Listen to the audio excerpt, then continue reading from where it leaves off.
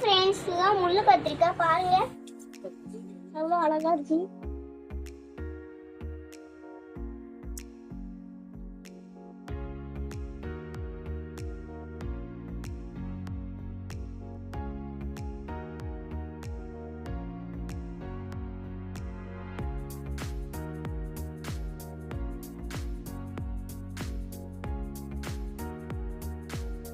என் வீட்டு தோட்டத்துல அவ்வளோ முள்ளு கத்திரிக்காய் பறிச்சிருக்கேன். பாருங்க எவ்வளோ அழகா இருக்குன்னு.